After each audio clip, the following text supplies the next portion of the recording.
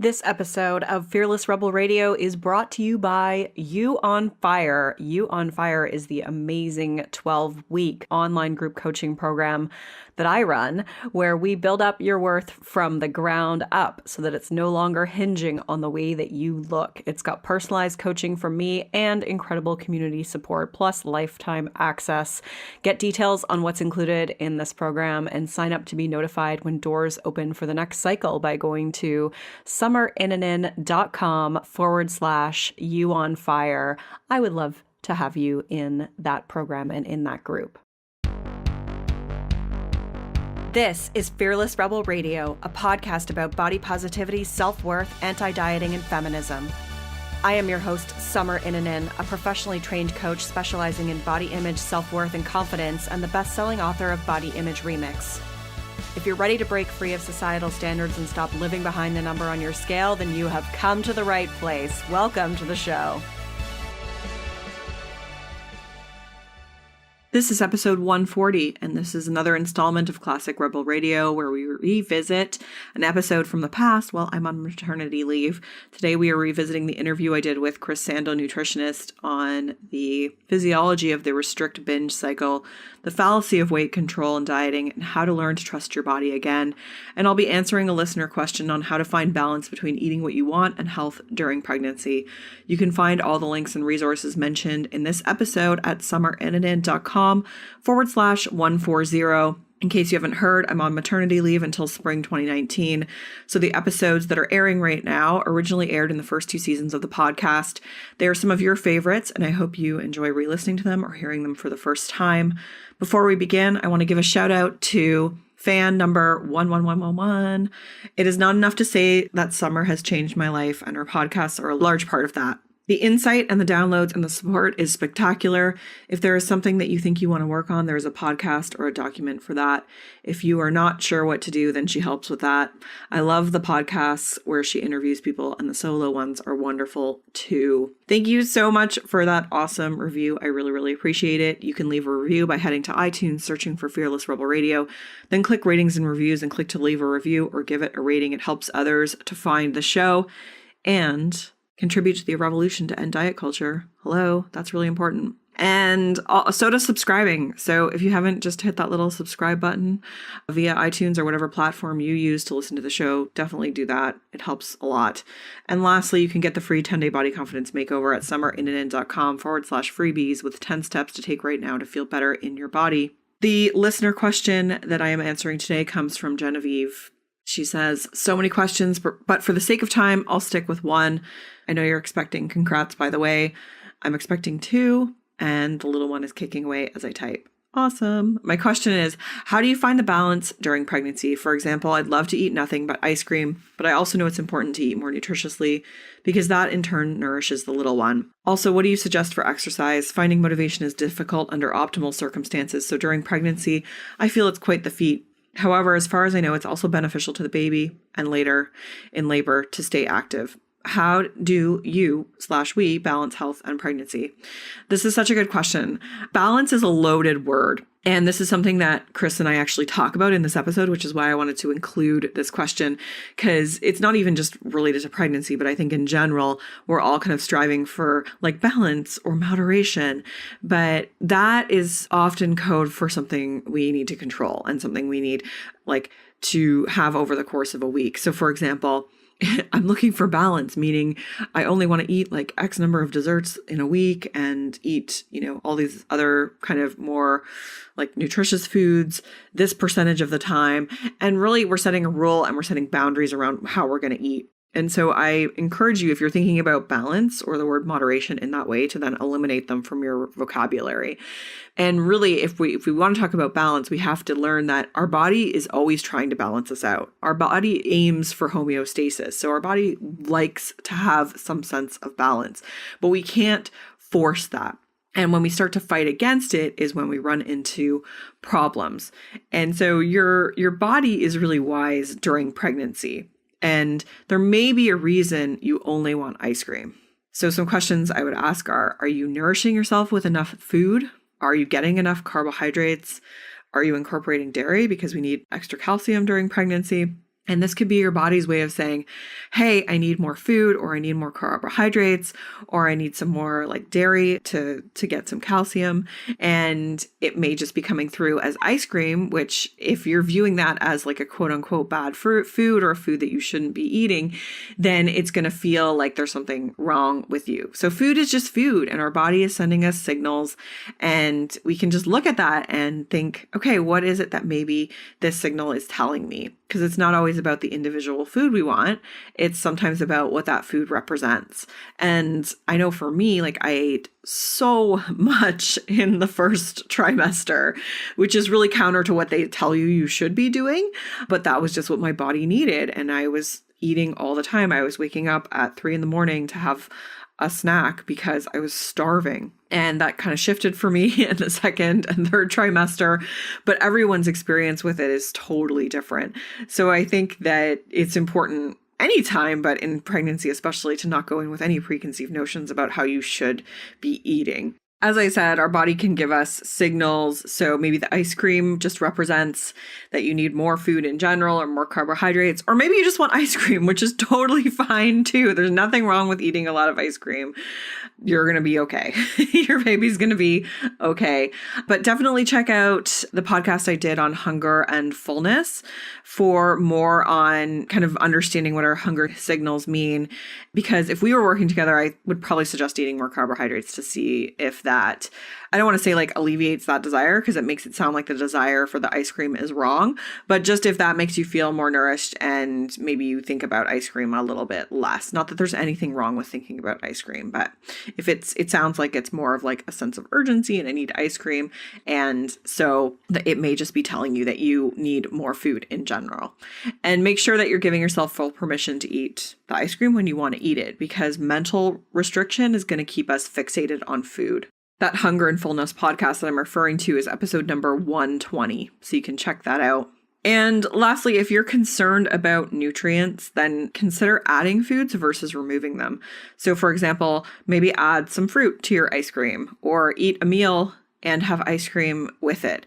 So it doesn't have to be either or. I think we get all wrapped up in like, I shouldn't eat this, I need to eat this. And if you're really concerned about nutrients, which are important when you're pregnant, for sure, think about adding instead of taking away foods. That's always a good strategy, pregnant or not pregnant. It's going to keep you full and satisfied while not depriving yourself. As it relates to movement, I wouldn't get too stressed about it. I think that you can do really gentle stuff, and that's going to be beneficial. So just going for some walks, doing some stretching, maybe checking out if there's a prenatal yoga class in your neighborhood. You don't have to be doing intense stuff to really get the benefit. I think the reason why you want some movement when you're pregnant is it helps with the blood flow to the placenta, and definitely it can help with labor in terms of, stretching your muscles, having mobility, and having some strength there. But you don't have to be hardcore. Listen to your body. I think that's the most important thing. My job, I'm really fortunate. I was able to kind of, scale back a bit, take some naps. If you're working a more traditional 9-to-5 job, I think that would be really hard being pregnant. And I'm not sure I would have been able to really handle it. And I certainly wouldn't have had the energy to do any kind of movement on top of that. So really go gentle on yourself. Your body needs a lot of rest. It's building a human, and just do what you feel like you can do and stop when you feel like that's it. It's, parts of your body are going to get really sore, your feet, your back. And I think that we can do more harm than good when we push ourselves beyond what feels comfortable, especially when pregnant. You may not notice any damage while you're doing it, but it can happen postpartum. Again, I recommend the book, The Fourth Trimester, which I've mentioned in a previous podcast for more on that. And she actually has some good movements that you can do leading up to pregnancy, but even just some stretching can be super helpful. So Chris and I talk more about moderation and balance in this podcast, which I think will provide more context to this question for you. Thank you so much for asking it though, and enjoy re-listening to this episode with Chris. Hello, everyone. Welcome to today's episode of Fearless Rebel Radio. Today, I am interviewing a friend and colleague of mine, Chris Sandel. Chris is a nutritionist and runs his own company called 7 Health. He works with clients all over the world through private consultations. He also creates and runs online training programs. Chris is non-dogmatic in his approach and wants clients to find the healthiest way for them to live, whatever that may be. He helps clients improve not only their physical health, but also their mental and emotional health, and has a specific interest in improving clients' relationship with food and body image issues. Chris is one of the health professionals that I truly respect and am, very aligned with his point of view. So I'm really excited to have him on the show today. Welcome, Chris. Thanks for having me. I'm really excited to be on the call and to have a chat with you about this stuff. Yeah, because I think that in the world of, disordered eating or women's relationships with food or even female hormonal issues and body image, you're one of the very few male health professionals that works with that audience. And I think it's so cool because you actually really understand it, even though you yourself are a male. Yeah. And when I originally studied nutrition, and I went down the path that I have because they were the people who were showing up in my practice. And so to start with, when I finished up, a lot of people were suggesting I should go into sports nutrition. I have a background in doing triathlons and marathons and just doing it for fun, not at any professional level. But everyone was like, you should go and do that. And it just didn't interest me that much. And so I started out and just seeing who would show up in my practice. And I started seeing lots of women who were coming to me who were wanting to lose weight, and then I'd meet them in person and do the consultation. I'm looking at them thinking there is no weight to be lost for this person. And realizing that what this person was after isn't really nutrition, or isn't nutrition in the traditional sense, but actually starting to work on body image stuff and to understand what else is going on in their life. And I just was getting more and more of those clients and just became really interested in it as a topic, and researched it more and more. And you know, the same way, the more you write about a particular topic, the more of those kind of people find their way into your practice. And it happened in that way. And the same thing with, I work a lot with fertility, and it just naturally happened that I was seeing women who were having issues with fertility. It was something I then started researching more on, started writing more on, and then more of those women would find their way into my practice. But yeah, trying to always put myself in their shoes and understand it from the woman's perspective. And I just think that's so brilliant, because I know a lot of other nutritionists or health coaches who, if somebody comes to see them and wants to lose weight, even though, as you mentioned, that your observation was that there was no weight to be lost, they will still manage it from a weight loss perspective, and often push the person into unhealthy behaviors. I personally experienced that multiple times on my 20-year quest to quote unquote lose the weight once and for all, which I never really had anything to lose. My body didn't want me to lose it, that's for sure. Yeah. I had personal trainers and like other professionals who were telling me to take these different supplements or, cut out basically all carbohydrates, when in reality, I just needed someone to look at me and say, you don't have to lose weight. Like, that's not the issue. So I just want to really applaud you for doing that, because there's not enough people out there doing that. And I think, thank you for the applause, but I think part of the reason I've done that was from my own experience. And I have the opposite experience to you in that I didn't want to lose weight. I'm someone who is small. I'm like 5'7". I've always been pretty thin. I've put a little bit more weight on now, but by no means do I carry a lot of weight. I'm a very small, lean guy. And it really affected me in my late teens, in my early 20s, even through to my mid and late 20s. I was always someone who was very conscious in their body and wanted to be, quote unquote, very manly. So be able to put on lots of muscle and be rugged and grow a beard, all the things that I couldn't do.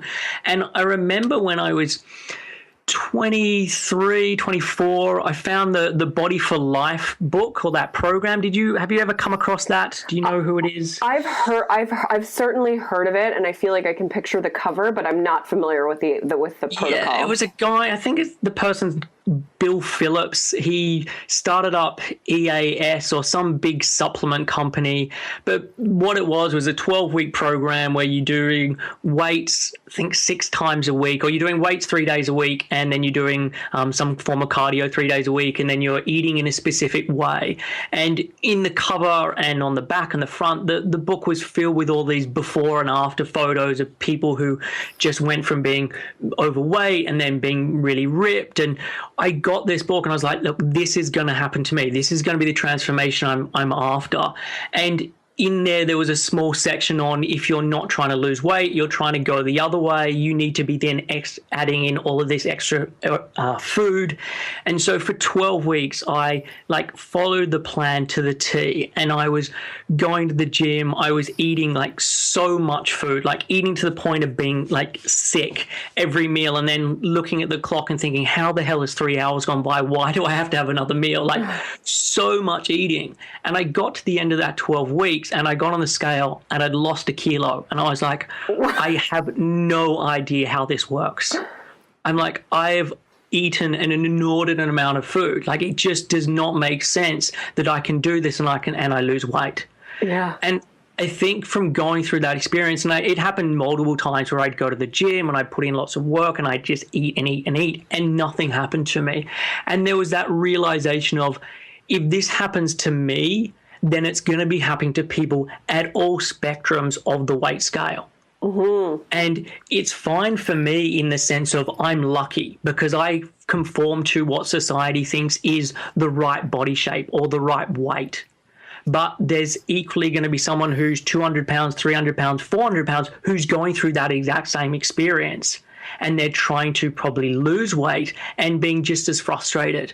And so realizing that weight isn't so much within my control. Yeah, there's things I can do to influence it, but how much ultimate control I have over it, I began to really question. And I think going through that experience really helped to open my eyes about how likely weight loss should be or could be for people. Wow, that's such a good realization over that period of time. It took me 20 years to figure that out. So I'm envious that it happened faster for you.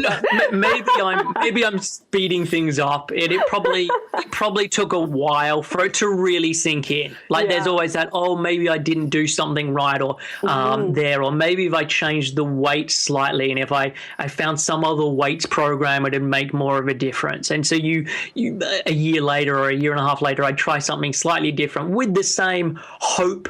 But I guess with each time I tried it, the chance or at least the belief in my mind that it was going to be successful was dwindling. Mm-hmm. And so did that spur your interest in health and nutrition? Is that how you got into the field that you're in today? It was actually after that all happened. So I got into health and nutrition. I actually moved over to the UK. So I'm originally from Sydney, and I moved over to the UK when I was in 21. I'd finished a business degree. So I went to university, did a business degree for 3 years, finished that, and was like, I have no idea what I want to do. So I thought I'd come over to London. I'd travel around Europe. I'd do that for a couple of years, figure out my life, and then go back to Australia and do whatever I was supposed to do. And I moved over here and then moved in with a couple who I'd met a couple of times before. And one of the women in the couple was doing a detox within I don't know, maybe 5 or 6 weeks of me moving over to the UK. And at the time, I mean, I had really terrible skin, just very, very bad acne, which I was really self-conscious of. I'd been on antibiotics probably on and off for 3 years, where I'd go on for 3 months, it'd go away, I'd stop it, and it'd come back. And so I was really self-conscious of my skin. But I also had a terrible diet. Like, I had the typical college student type diet where I'd be eating Burger King and KFC and kebabs and all of this stuff because I didn't put on weight. So I was like, I don't care, I can get away with eating this. So I was never conscious of eating that stuff in terms of, oh, I need to watch what I'm eating. But I just hadn't ever made the connection between maybe it's the pretty crappy food that I'm eating on a constant basis, which is affecting my skin. So yeah, I did a detox for 4 weeks, and it had a real impact and really helped in terms of my skin improved. I had better energy.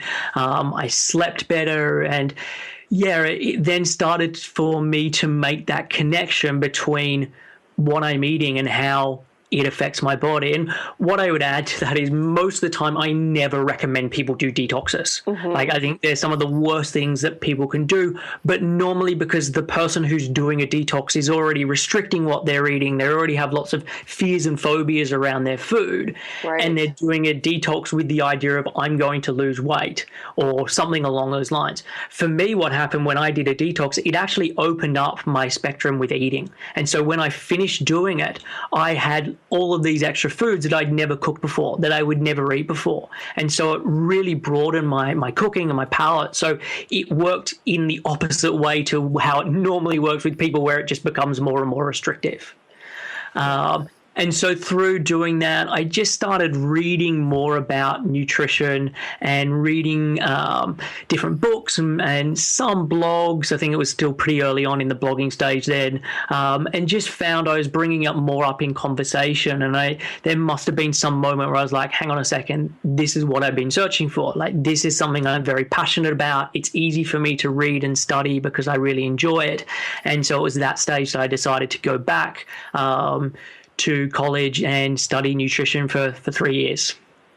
Oh, that's so great. I love how you explained that the detox and added that caveat, because I do think that is the biggest problem, is that you already have people with a disordered frame of mind with food who go, and a detox is like a solution to, helping them like themselves, versus what it potentially can be in some regards when it's not, like a super calorically restrictive, like juicing detox, like when you just eat, like more vegetables and you cut out things like sugar, like that's, when you do it from more of that perspective. If you go in with a sane mindset and you're looking to, just, heal your liver and your digestive system, I think that, as in your case, it can actually and the one that I did, it was basically doing a vegan diet with no restrictions on how much you could eat. So still keeping oil pretty low, and there was a couple of other things. You weren't allowed sugar, etc. But it wasn't cutting out that much. You could have most fruits and vegetables and different grains and whatnot. So it did allow me to be eating lots of different foods. And as I said, there was no restriction in terms of calories. You'd have this really weird sensation where I would eat an entire meal and there was absolutely no satisfaction whatsoever. So you'd be full, but there would be no enjoyment from that food, just because it was so different to how I was used to eating, which again was then a great insight into what it must be like for a lot of people when they're trying to diet. Like, it doesn't matter how many calories they eat, it's the most unsatisfying food when it's really bland. And so having to force someone to do that day in and day out, of course they're going to rebel. Yeah. And I was then always so happy. Like, at the end of the 4 weeks, I couldn't have been happier to be able to go back and eat normal food again, despite the fact that I'd noticed that it improved different systems and functions within the body. Yeah. So let's talk. I mean, you mentioned when you were talking about when you did Body for Life and you realized weight wasn't in your control. Let's talk a little bit about control. I know in one post on your blog you wrote the great irony is that the more we try and control our food, the less control that we feel we have over it, which I think was just such a great observation and such a powerful statement that rings true, not only for just food, but I find just for our weight in general, which are clearly always connected. You know, we control food to control our weight. Yeah. But do you want to talk about that a little bit and elaborate on it? Yeah, sure. So in terms of control, I think there's a real fallacy about how much actual control we have at a conscious level around our food. And if I'm looking at that from a physiological perspective, we were built, or we evolved over a time where food wasn't really abundant. So we have built-in mechanisms within the body to prevent us from starving, because when food wasn't abundant, if you didn't eat and food wasn't around all the time, starvation was a likely outcome. And so the bodies wanted to prevent that from happening. And so what happens when you're under eating from a physiological perspective is that your body will start to make changes so that you start to eat more food. And that can be, it starts to slow down metabolism, so you start to be using less. It starts to produce more of certain hormones that make you hungrier. And all of this is to drive you to then eat food again. So even if you feel like you have control over it, your control is pretty limited, and the deck is very much stacked against you from a physiological perspective. And this is in terms of deprivation, in terms of when you deprive yourself of food and you then get hungrier because you've deprived yourself of food. Or it can also be deprivation that's likely to occur in the future. So the same way as there's, from an evolutionary perspective, food wasn't always available. So you'd have some of the good months and then you'd have some of the bad months. And so if your body knew that in the winter months there wasn't going to be as much available, it would allow you to stockpile or stock up on your body in terms of fat, or be able to eat more in preparation for the famine or the deprivation that was coming. So you can also have that same reaction where your body wants to eat more if it feels deprivation is just on the horizon or is going to come about. So again, if you're trying to control your food and your body is seeing that it's likely deprivation is going to come up, then it's going to want you to eat more. And this is really common with people who are about to go on a diet. So they're like, new diet starts Monday, and the preceding couple of days or the preceding week, they go to town on their eating. Mm-hmm. And it feels like, my God, this is totally out of my control. What's going on here? And that's very much because the body's trying to save you from the impending deprivation that you're about to bring upon yourself.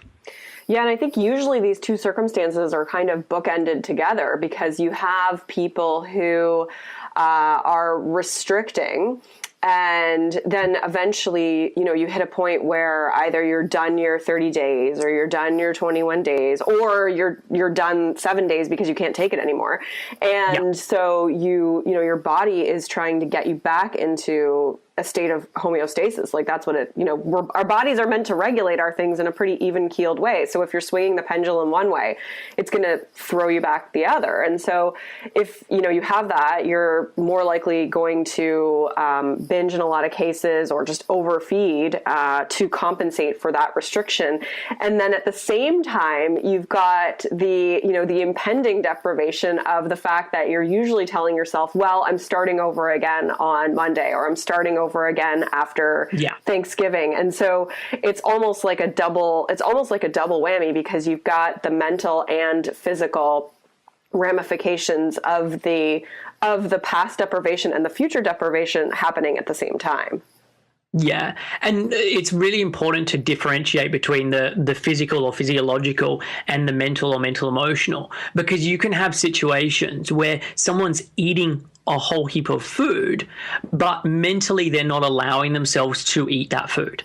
And so in a sense, if you're eating a lot of food, but in your head you're like, I shouldn't be eating this, what you're saying is that in a very short space of time, we're also going to be facing deprivation, i.e. we're going back on a diet, and that causes that situation to get worse, which is why I often see issues with people recovering from disordered eating and the focus being way too much on if you can just get yourself to eat like a normal person, in inverted commas, that it's going to repair everything, as if the food is going to improve it. And eating does improve things from a physiological perspective. And if you look at things like the human starvation experiment and some of the results that it shows, that yes, just having more food come in can be repairing in and of itself.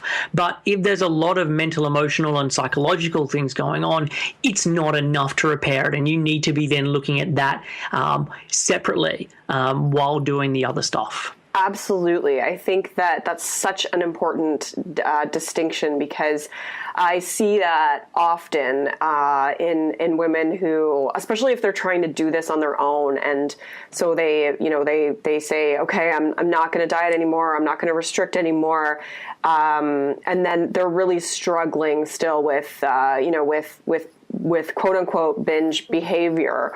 And there's always a level of judgment and guilt and rules that are still at play. And I think that's where intuitive eating can lead us astray as well, because for a lot of people, intuitive eating is the gateway to creating a healthier relationship with food. But at the same time, it can be a detriment, because a lot of people go into it interpreting it as rules. Like, well, if I'm eating when I'm not hungry, I'm breaking a rule, or I should be stopping when I'm full, instead of taking away all the shoulds, taking away the rules, taking away the judgment. So how do you go about healing that, that mental part, or, what would be, some of the advice that you give to women to heal that emotional and mental piece of the puzzle?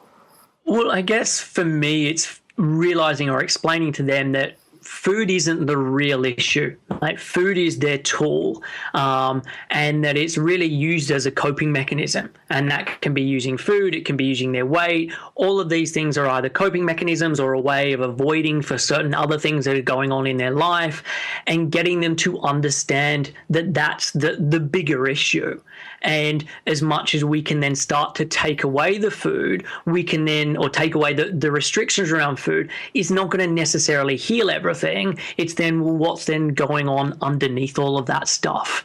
And so just, I guess the first step is starting to get someone to understand that, and why they may be having issues around food, and digging a little deeper than just assuming it's just because of weight, or it's just because of the surface level response that most people give. Yeah, I think that that's so important, because if you don't actually uncover and peel back those layers of why this stuff manifested itself in the first place, it becomes, again, another thing that you're trying to control, or another, and it doesn't get to a point where you really, food is just food, and you enjoy it and you move on, and sometimes you might overeat and sometimes you don't, and your body just kind of is able to really sort itself out, and you can trust it. Yeah, definitely. And getting someone to trust food again, and to trust their body again, because I think that's one of the most difficult things, is people feel like their body is really out to get them, or has done a disservice, or has stabbed them in the back. And it really can be difficult to want to let go of those reins and to trust the body again, because there's that feeling of, but if I do this, the whole world is just going to explode. Like, I'm going to blow up to the size of a house. My body doesn't know what it's after, or doesn't know what it should be doing.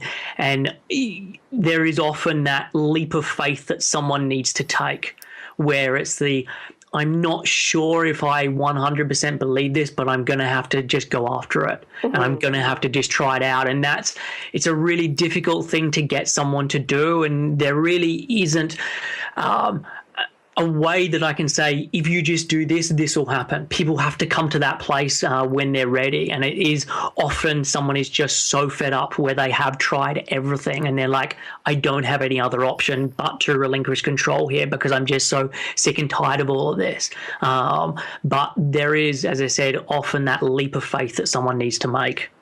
Yeah, it's such a tricky place, and I always see women like who are coming into this new territory with so much hesitation, because it's exactly as you said, they're so afraid that they're going to eat and never stop eating. And yeah. I think that that's what we're told. I mean, we live in this culture where we are constantly told that we have no control. Every diet program is built on the premise that you can't control yourself and you need somebody else to tell you exactly what to do. And that you can't trust your body. And so you're trying to create a new belief in yourself that's been so ingrained, and that is, you're surrounded by it. Like, you turn on the television, and especially this time of year, there's commercial after commercial after commercial about, weight loss and like how much better your life will be if you can lose the weight. And so it's no wonder it really takes, you have to get to a point where you're like, I cannot do this anymore. Like, I've spent how many years on the same pattern, and I'm so done with it, to really trust and take that leap of faith. So what's your experience been with that, with some of your clients, in terms of them taking that leap of faith? Like, I think it's helpful for some people to hear that it's generally everything's going to be okay. What's been your experience with that? Yeah, look, it is generally that everything is going to be okay, but I don't want to paint it as this like easy roses picture, because it is tough. And I think with getting over this stuff, people have to be prepared to put in the work. And I know that sucks and it's not what people want to hear, but it is often some of the most difficult things someone will do in their life. Mm-hmm. And so just knowing that it's not going to be the easiest thing, I think, is better, so that people have expectations. Because too often when people hear, oh, it's just easy, I just relinquished control and everything was magically better, there's then that expectation that that's what it's going to be like. And when it's not like that for people, they're like, well, I must be doing something wrong. Uh-huh. So getting people to understand that, look, it does take work and it does take effort, but it does get better. And as much as possible, trying to break through or bust people's fallacies or myths in terms of, okay, so you tell me that by losing weight, you're going to be happier. Like, let's find people around you or find people in this world who are thin, and you tell me if they're much happier because of their weight. Like, let's look at celebrities in Hollywood who have the best bodies, who are staying married for 3 months. Like, does that really show you that they're so confident or that their relationships are going to be better? Finding people who have amazing bodies who end up in rehab, or all of these different things that start to poke apart some of the ideas about just getting thinner is going to magically change all these things in my life. And getting people, I do a lot of writing exercises with people and journaling with people, and starting to tease apart some of the beliefs that people have and show them, like, is that really true? Like, yes, someone can be thinner and happier, but it's no guarantee. Mm-hmm. And if you don't really have control about your weight, and there's no guarantees that you're going to be able to lose the weight and actually keep it off, then maybe the more sensible option would be, let's be okay with where you are now and see what happens, whatever that may be. Mm-hmm. Yeah, you brought up two amazing points there. One is that, painting a picture that this is easy. I think that occurs because of the diet mindset, that you commit to something for 30 days and you're a whole new person. And which, certainly you can make some really good traction over the course of a short period of time, but it took me years to get where I am. Like, it took me years to get to this point where I feel comfortable and I don't pick myself apart and I don't obsess about food.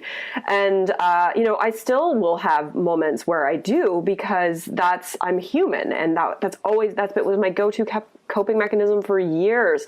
The difference is I know how to sort through it now, and I know how to see it for what it is. But I think it is really important to, one of the things that one of my coaches said to me that has always been a really powerful statement is to respect your pace, in that your experience is going to be different from somebody else's. And I think it's probably one of the reasons why when you work with people, you work with them for like 6 months. I mean, I work with them for 3 months or longer, because it is such a, there's a bit of a process involved, and it's, peeling back a layer and peeling back another layer. And it takes a lot of time. I mean, trust, it's almost like a relationship, right? Like when you meet somebody new, it takes, people don't just get married right away, or most people don't, some people do. You get married to somebody after you've been in a relationship for a year or sometimes longer, because you've taken that time to build up that trust. And I think it's kind of like the same thing when we're learning to trust ourselves again. It's like you're creating this new relationship with yourself where it takes a long time to build up that trust. The other the amazing thing that you said was just challenging the fallacies and the beliefs that you have about thinness and about what it means to have a certain body shape. Yeah, and also just about how easy that is to come by. Like, as I said, in my own experience, I am naturally thin. I do nothing that I have to work at to make that happen. Like, yes, I walk a lot because I've got a dog, and I eat healthy because I'm a nutritionist. But to be honest with you, I don't think that stuff accounts for my weight. My weight's just where it is. Like, I went on holiday in the April time of this year, and it was a all-inclusive holiday, so it was a buffet for breakfast and dinner, and then you could have whatever you wanted for lunch. And myself and my girlfriend, we went out there, and as like a joke, we were like, let's see who can put on the most weight while we're here. And we went to town with eating. Like, I was having a burger and then a pizza for lunch, and then like having so much food. We came back and we weighed ourselves just before we left, and neither of us had put on any weight. Like, it doesn't make sense in terms of if we're just looking at the standard calories in and calories out of how most people think about this. Yeah. And so just realizing that, and for people to realize that they just have so little control a lot of the time. And look, I know I'm at the one end of the spectrum where it doesn't affect me. And there's people who are a lot different on that spectrum where it affects them a lot more, and their weight can go up and down. But I think just making that realization is really important. Mm-hmm. Yeah, I'm at a different spot on that spectrum for sure. I mean, but here's what I'll say is that, like, when I finally, healed my metabolism, when I finally stopped, restricting both mentally and physically, and really worked on the whole self-improvement piece of the puzzle and the body image piece of the puzzle, I'll go away for 2 weeks and I'll eat ice cream every day, and I'll eat like way more than I probably do when I'm, just in my house working, and I might gain a little bit of weight, but my body generally just kind of goes back to where it was about a week or two later, because it's really good at just kind of keeping me within a certain range now. And so everyone's experience with that is different, but I think like our bodies are pretty good at just like holding us within, kind of like the healthy range for us. Again, everyone's story is different, like results may vary, but I think it is also, it's important to realize that when we can trust, like it's hard for me to overeat now. Like I can overeat, sure. Like, yeah, I could be a competitive eater. I've always said that, but I couldn't do that every day. Like at some point, like my body will just be like, no, no, or, you like all I'll want is a salad, like my body's really good at like regulating that now, but it took me a long time to build up that relationship with myself and trust it again. Yeah, I mean, from what you said there, in terms of just understanding from a metabolic perspective, and I work also with people for straight up normal nutrition, and I make no guarantees in terms of weight, and I will never work with someone who wants to lose weight where that's their primary goal for working with me. I will always tell them up front that I don't guarantee any weight loss. But what I do guarantee when I'm working with people is they're able to eat a lot more when we finish up than when we started, and their weight will still be steady doing that. And so people get to a stage where they're eating 3,000 calories a day and their weight isn't going up. And to be in that place is just so much better for someone. I mean, from a health perspective, yes, because the more you can be taking in, the more your body is then able to use for energy. But also someone then knows that they can get away with eating so much more. And it then means that that's not a worry anymore. Yeah. And I think, okay, so that's the biggest thing, is really overcoming the worry. You know, I think it's like, that's what we really want to get rid of, is the worry. And so let's like kind of a segue into this other topic I wanted to talk to you about. A word that gets thrown around a lot is moderation. And this came up in my private Facebook community the other day and opened up some really good discussion. Someone posted an article on, you know, like, are you an abstainer or a moderator? And, you know, the article was really saying that, like, moderation, they kind of defined it as like, well, you know, you're able to just like have a few bites of pizza, or you're able to just have like one bite of pizza. And I would love to sort of understand your perspective on moderation. Like, do you know, is that a word that you use? Like, what do you interpret that as? What are your thoughts on that? Okay, so yeah, moderation is a word that I use a lot with clients, but I would say that moderation, when I'm thinking about it, is looking at moderation across the bigger picture. So the idea that if you can sit down and eat just one bit of pizza is moderation, I don't know if I agree with that, because I would say in that situation, if you're only hungry for a piece of pizza, then fine. If you're hungry for a whole pizza, and you then eat a whole pizza, why is that not moderation as well? And one of the things I often say to clients is everything in moderation, even moderation. Like, it's good to have splurges where you eat a lot, or you drink a lot, or you do things that don't fit into the normal category of what you would consider a moderation, because you'll then have the day after where you don't eat as much, and that's not from a conscious perspective, it's you're just not as hungry. And so I think of moderation more in the bigger picture of, okay, the things that you want to be doing with your eating is you wanting to be having more fruits and vegetables, or you wanting to be trying to get to bed at certain times, or when you're approaching exercise, you're wanting to be doing it in a way where you're listening to your body, you're not doing it to extremes, etc. That's, to me, what moderation is.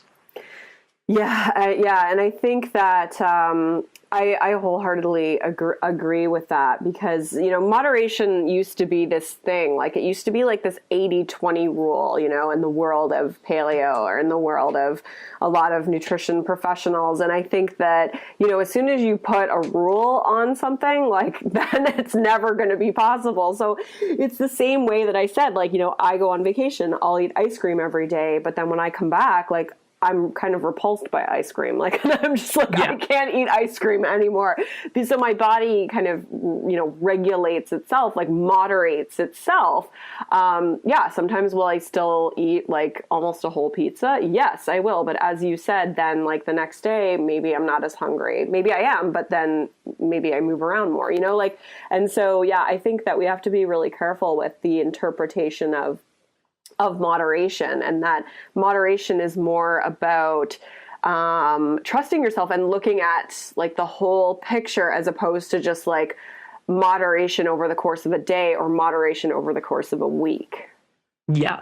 So I normally, when I'm talking about moderation, I put it in with consistency. So consistency and moderation, and really getting away from doing things that are extreme, and normally extreme with expecting very quick results, whether that be very quick results from an exercise perspective, or from a weight loss perspective, or from a change to your health perspective. Like the idea that you can do something and 4 weeks later that everything is repaired, that's not moderation from my perspective.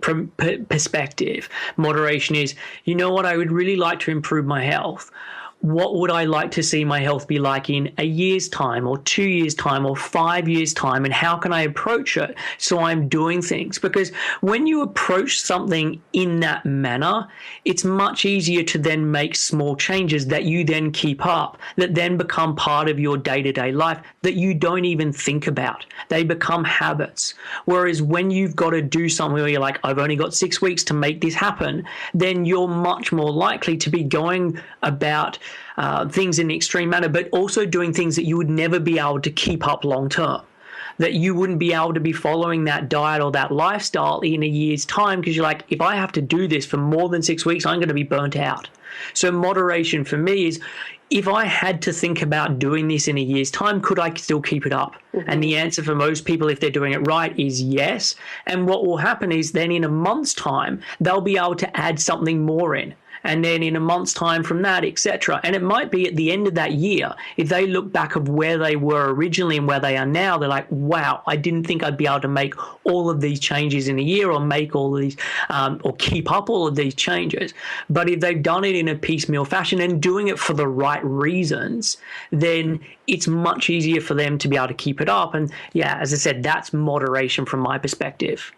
Yeah, and so do you think that so there, Gretchen Rubin is the one that's kind of wrote the book and says that people are either like abstainers or moderators, meaning that like abstainer means you're something that you can't stop yourself once you've started.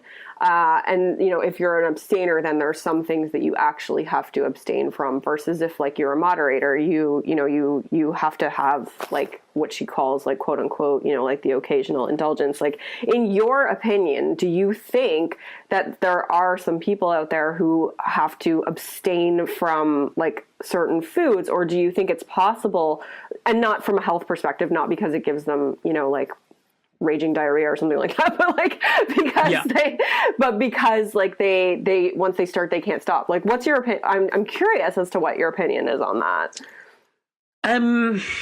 To be honest, I don't like. There could possibly be people who just have to abstain and they can't. But my sense is, if people do the work, that they're able to get over that. Yeah. And I can't make a blanket comment, because there'll probably be someone who's like, no, you don't understand my reaction to blah, blah, blah. So maybe I'm wrong on this. But a lot of those issues that people have around certain foods becomes self-fulfilling prophecies. So it's I can't control myself around chocolate. And you tell yourself consistently, I can't control myself around chocolate. And then typically the only time someone eats chocolate is when they're in that like frenzy, or when they haven't had something to eat for a long time and hunger's really built up, and then they choose to eat some chocolate. And then the natural thing will happen, they'll overeat it, etc. And it then becomes this, well, see, I know I can't control myself around that food. Whereas I think if someone was able to change their beliefs around it and start to work out, okay, well, what is it about that food? And what is it about the instances that I choose to eat that food? Because I would imagine there will be times where if someone wants to try it out, eat a 5-course meal and then try eating that food and see how much of it you eat. Like, do it in a situation that's going to make it the least likely chance you're going to overeat on that food, and see what happens. Mm-hmm. And then put yourself in slightly more difficult circumstances where it becomes more likely that it happen. But yeah, as I say, I think that most people, if they can do some work around these things and understand why they're having issues around those particular foods, and if they do some digging, you can often sort of peel that apart and where it comes from, that, yeah, people can get past it. I wholeheartedly agree with your response to that. I'm sure, I believe that the different things work for different people. So as you said, I'm sure there's somebody out there who maybe wholeheartedly that works for, being an abstainer, and certainly I'm not one to say, well, that's not working if it is working for somebody, depending on what their definition of working is. But if they're happy, they're healthy, and they're just like, no, there's this one thing I just cannot have around. But in my experience, most women come to me and they'll have certain trigger foods, whether it's like peanut butter or ice cream or Nutella, where they say to me, I can't keep that in my house. because if I have one bite, I won't be able to stop. And in my experience, we're generally able to overcome that, and they get to the point where that food's in their house now, and sometimes they forget about it, and sometimes they eat it, and sometimes they don't. And I was the exact same way. And I think it's like you said, it becomes a self-fulfilling prophecy. Like if you're constantly telling yourself, I can't control myself around that food. If I have one bite, I won't be able to stop. Well, what do you think is going to happen when you have that food? So I definitely don't. I used to think I was that type of person, like that abstainer, but really I just needed to get to like what was going on underneath the surface to become more empowered and understand that the issue was my relationship with food and these other issues that I had. And so, I'm happy that you've observed the same thing and that you feel the same way there. And the other way of going about it is have that particular food every day, 3 meals a day until you get sick of it. Mm-hmm. And as much as someone's like, I'm never going to get sick of it, it's my favorite food. After 5 days, 6 days, 7 days of having that every single meal, you're going to get pretty sick of that food. Yeah. It's going to lose its impact over you and its power over you. You're like, if I have to eat this one more time. And so that can be then the other way of someone getting over it. I know like Janine Roth has talked about that with certain foods. There was an interesting story about some mother who her kid wouldn't stop eating. I think it was M&Ms. And so the advice was get a pillowcase and fill the thing to the brim with M&Ms and just give it to your child. And the lady was like, you've got to be kidding me. There's no way I'm going to do that. She's never going to stop eating. She's like, just trust me, just do it. And I think she rang the physician like 3 days later in a panic and like, you can't be serious. Like she's doing nothing but eating M&Ms all the time. And the person was like, just keep filling the sack with M&Ms. And by about day 9 or day 10, the person was paying very little attention to it. And I think like a month later, they found it under their bed and they hadn't touched any of them. Yeah. Because it was the fear of, I'm not going to be allowed to have this food at some point in the future. And like going back to what we were talking about with deprivation, if you tell yourself, I'm not allowed this food because when I have this food, I can't control myself around it. And then you give yourself that food while eating that. What are you saying to yourself? You're saying to yourself, this is a bad food. I can't control myself. Tomorrow, this is going to be off the menu because if I have this around, I'm going to just eat it all the time. And that just says deprivation. And so you just get as much in that moment as possible. Mm-hmm. Yeah. And I do have clients do that. Sometimes, I'm just like, just eat it. Like, I'm like, eventually you won't want it. Trust me. And, I've experienced that myself. Like I said, when I go on vacation, I'll eat ice cream every day. And by like day 8, I'm just like, oh, no, like I just don't want ice cream anymore, which is, one of my favorite foods. So, like if I travel to the States, I love like burgers and milkshakes and all of that kind of food. But by about day 3 or day 4, I'm like, can someone just give me like some vegetables? Yeah, give me some kale. Yeah. I get home and I'm like, I just am so looking forward to plain home cooked food. Yes. Yeah. Exactly. And it's not because of willpower or because I put on weight or any of that. It's like I've just had enough of it. Mm-hmm.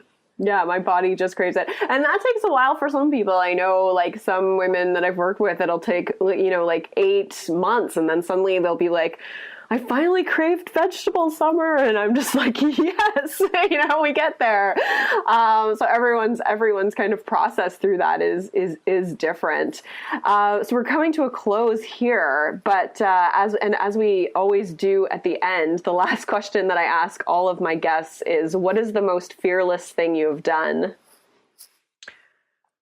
The most fearless thing that I've done. Or in other words, the scariest thing that you've done. What is the scariest thing that I've done? I've done skydiving. So jumping out of a plane, maybe. That would be pretty scary. I would never do it. I feel like it's a bit of a cop-out with me saying that. And the reason was I didn't find it particularly scary because you're just so high up. And so you have no perspective of what's beneath you. Everything looks like it's some tiny like make-believe world. So once you jump out, there isn't that fear. But I'd say that's the one that comes to mind first off. Yeah, I would never do it. So I commend you for that. Well, it's been so great to have you here. I love chatting with you. Where can people find more of you? So my website is 7-health, so SEVEN-health.com. And as part of that, I write blog posts pretty much every week, sometimes a couple times a week. I have a podcast as well that Summer was on recently called Real Health Radio, that you can find again through my website, and then a Facebook page as well. And I'm pretty active on my Facebook page, so I'm putting out different posts and articles a couple times a day. A lot of my stuff, but also lots of other people's information, and from a wide range. So looking at body image and relationship with food stuff through to more straight up nutrition. Yes, and you often share my stuff, so I really appreciate that too. And it was awesome being on your podcast. So I will link to all of those things in the show notes for this episode. And thank you again so much. It was great. It was awesome chatting with you. And I know that we'll probably have you back on again at some point in the future. Oh, perfect. Well, look, thank you so much for having me on the show. It's wonderful to chat with you as always. Thanks. Rock on. Cool. There's so much good stuff in this episode, which is why I wanted to re-air it. I hope you enjoyed listening to it again. You can find all the links mentioned at summerinnanen.com/140. I'll be back again with another classic episode soon. Rock on. I'm Summer Innanen, and I want to thank you for listening today. You can follow me on Instagram, Facebook, and Twitter at Summer Innanen. If you haven't yet, go to Apple Podcasts and subscribe, rate, and review this show. I would be so grateful. Until next time, rock on.